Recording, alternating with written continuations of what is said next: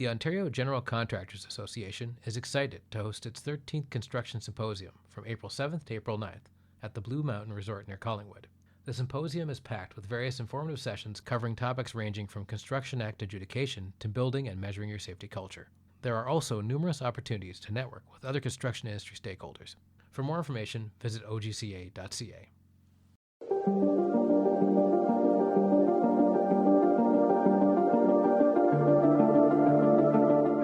Hello, everyone. Welcome to the Construction Record Podcast. I'm digital media editor Warren Frey, and with me today I have Carrick, Chief Economist of ConstructConnect. And economics is what we're going to talk about today. We're going to talk about what is, frankly, probably the biggest event in the last 40, 50 years in terms of global politics. Ever since the fall of the Soviet Union, it's the former Soviet Union and Russia invading Ukraine. And we're not going to talk about that event in particular. We're going to talk about the economics of it, which are substantial and all over the place. And I'm no expert, but Alex certainly is. So if I could start with, what are the immediate effects that we're seeing already on the world economy? Well, I think heading into this, what everybody was worried about was inflation. The U.S.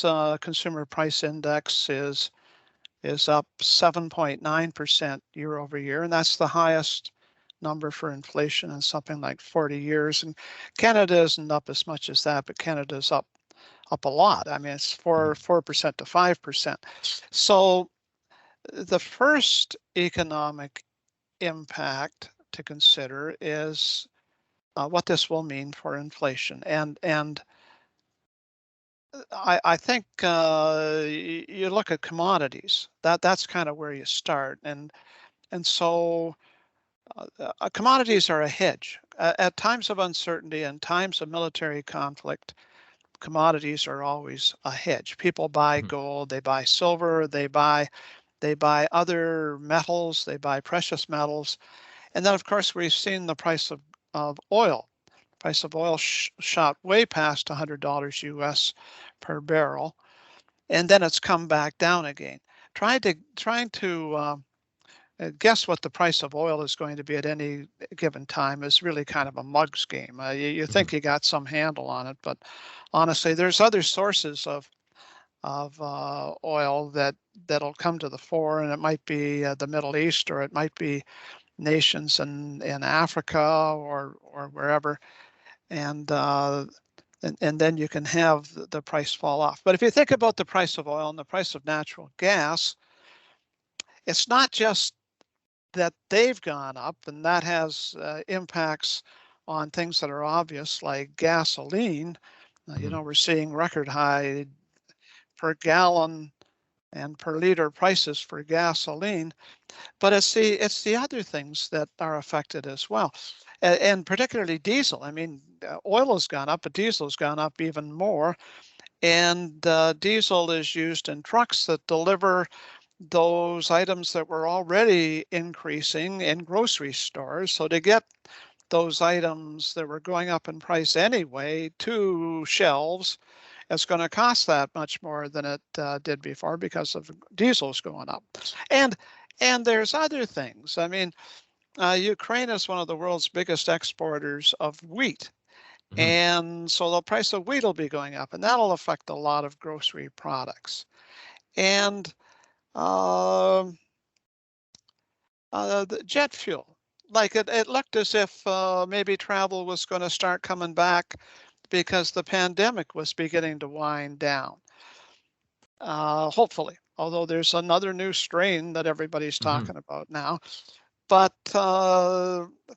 it did seem like there was the prospect that the pandemic would become endemic as opposed to something that everybody worried about, something in the background that was always there, but wasn't something everybody was quite so concerned about.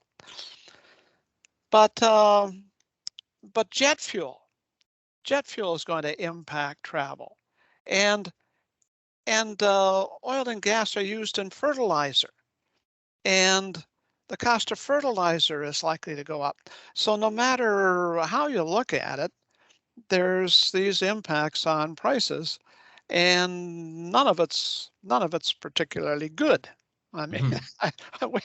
we were going into a higher cost world as it was, and the reasons to think that that's going to continue have been compounded by the conflict. The only way to see how prices can't keep going up is if the interest rate increases that are expected uh, contribute towards a recession. Hmm. Now, one of the main things about any military conflict is it's inherently unpredictable. So, how does that affect presumably more predictable, if not great for us, markets? Well, yeah, no, that's it. I mean, whenever there's uncertainty, that's when people put their money into commodities and they take them out of Hmm. the stock market and so on. And the stock market was affected right away. And the stock market's an indicator of confidence in the future, and confidence in the future is what drives one of the things that drives construction. Uh, Hmm. and we haven't even really gotten into the financial sanctions and that sort of thing. Right. So we've been talking about prices and commodities, and that's a huge subject. But I think there's something really interesting going on here too. And this is if you study geopolitics. Uh, uh, the military, it's sort of an old saying that at military academies and so on, they study previous battles that generals are fighting previous wars Right. when they Right. go to Right. war. Yes. And and what we have here is we have the command on the Russian side that has launched an old style war. Hmm. And I think it's caught them by surprise that the United States and its allies have been approaching this quite differently. And they're fighting a new style war. And that new style war involves financial sanctions.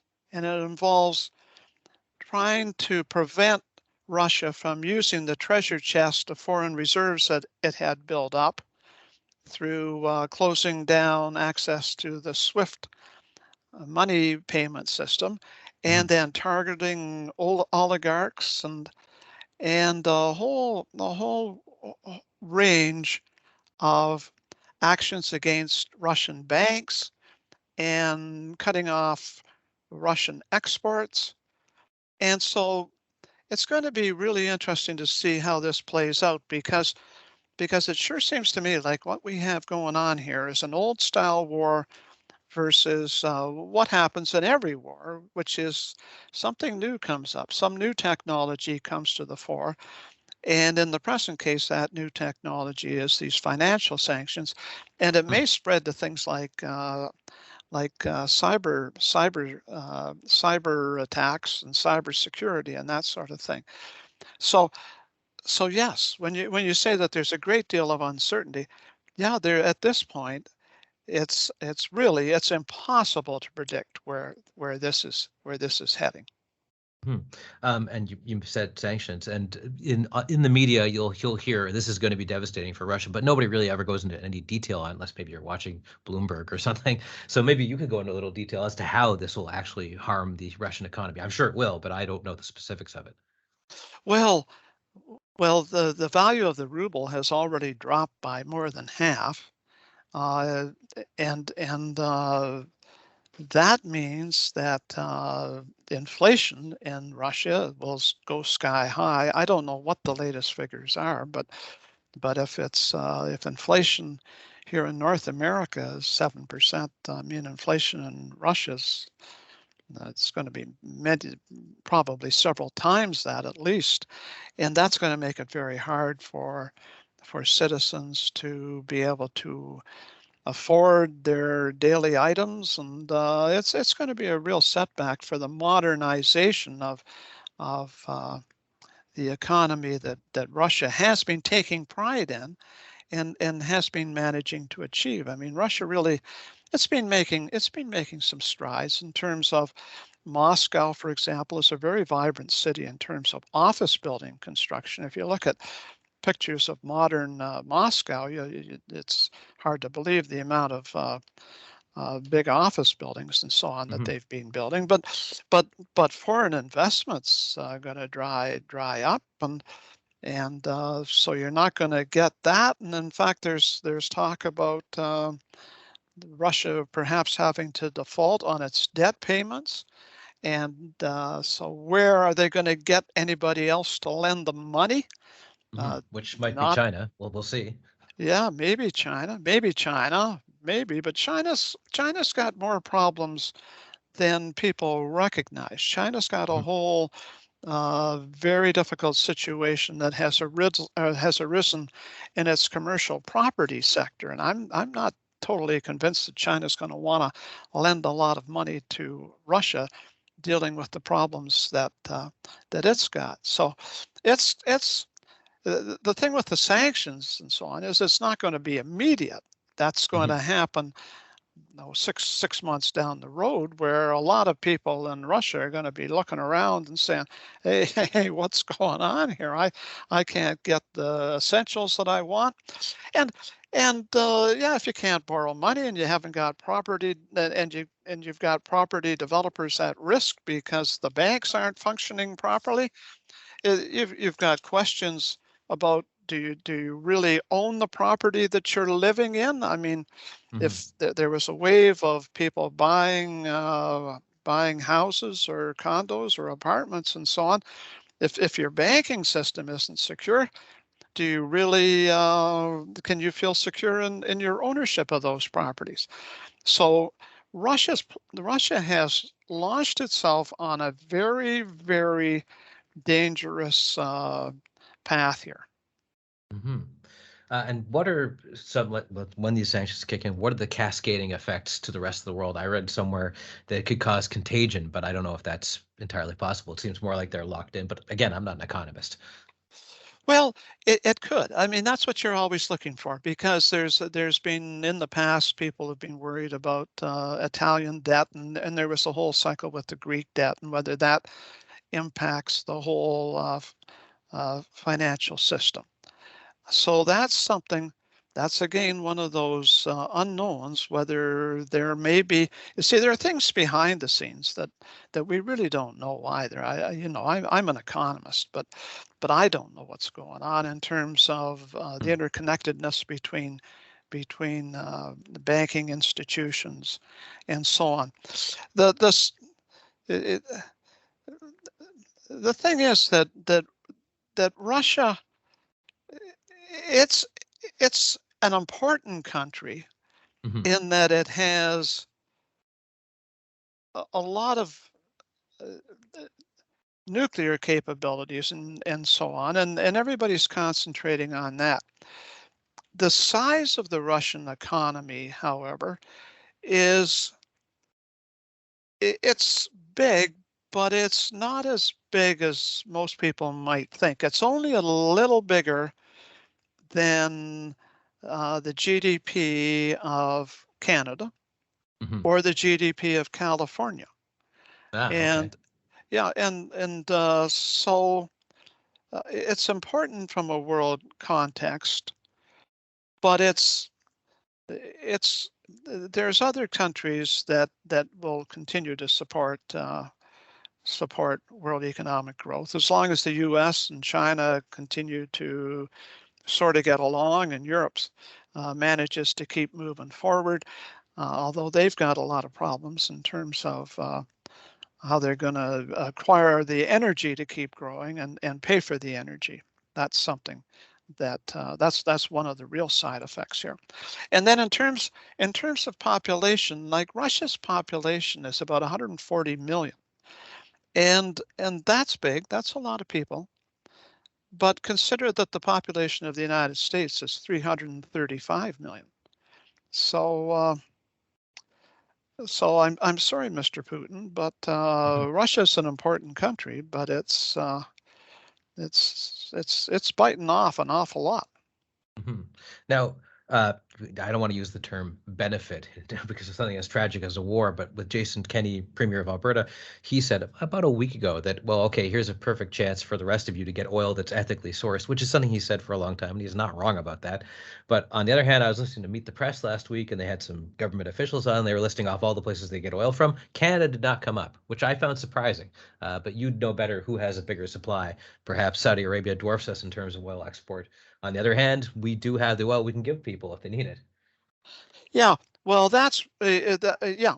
Now, over the last, because I follow U.S. oil imports. I've been doing it for years, and the U.S. Foreign Trade Report every month has a table in it, and I think it's 17A, that's in the Foreign Trade Report issued by the U.S.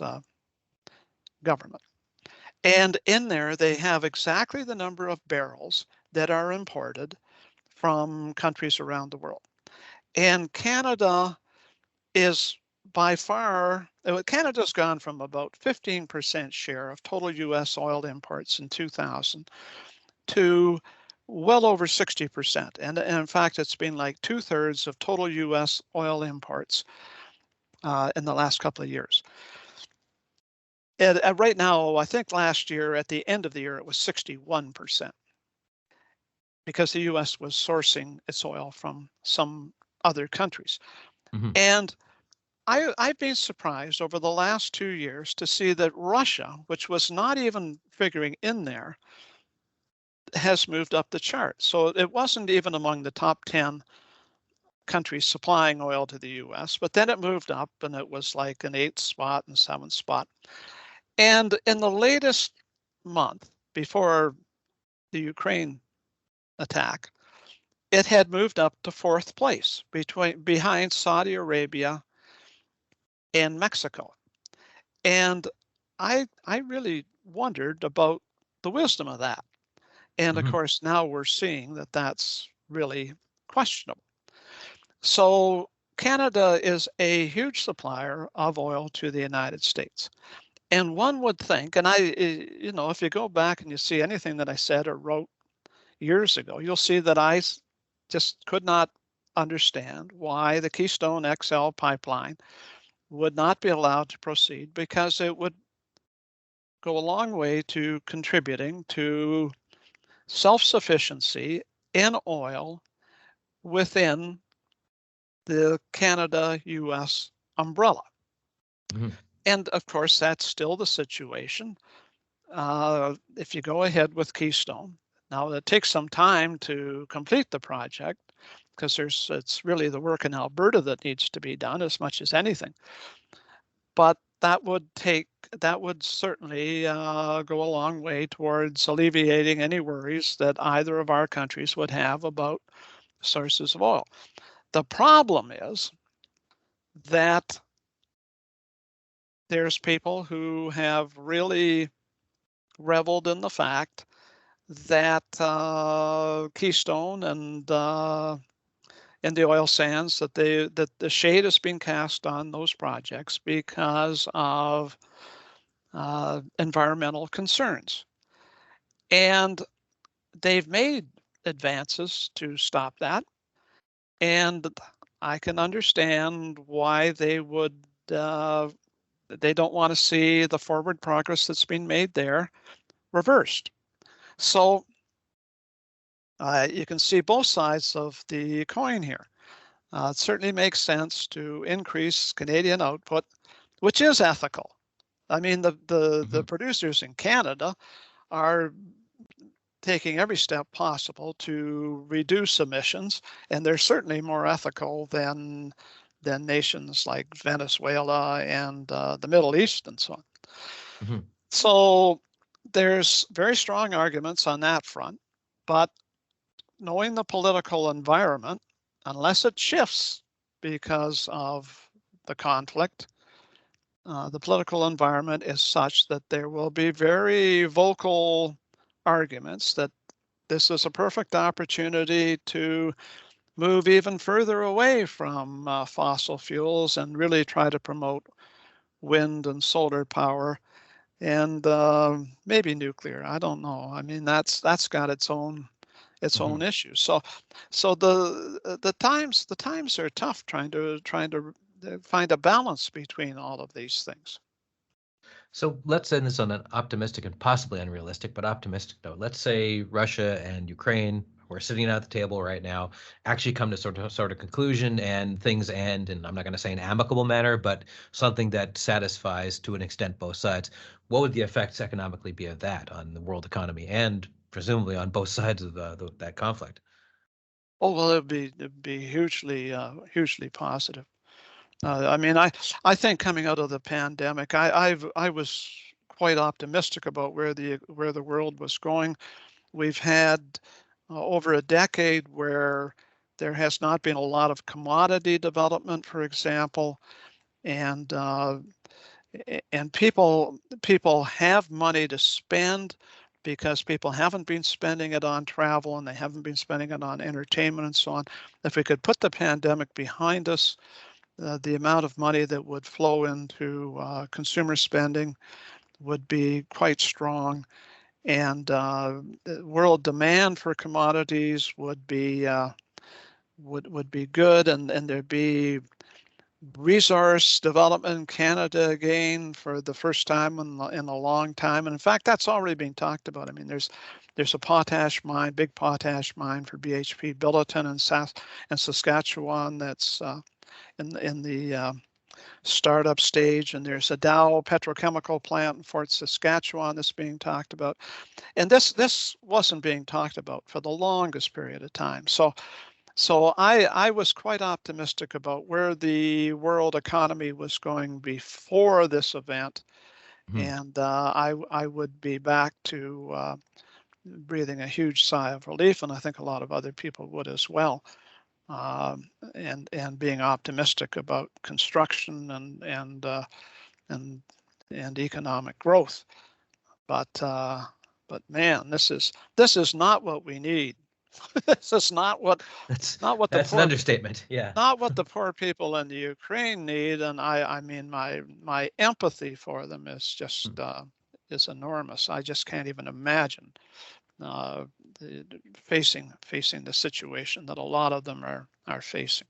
But it's also from an economic standpoint, I mean, it's just very difficult as well for anybody to try and make decisions based on having any confidence in knowing where things are going. Okay, Alex, thanks for joining us on this expansive and rather depressing topic. Oh, sure thing, Warren. That's yeah. I think you've summarized it there rather well.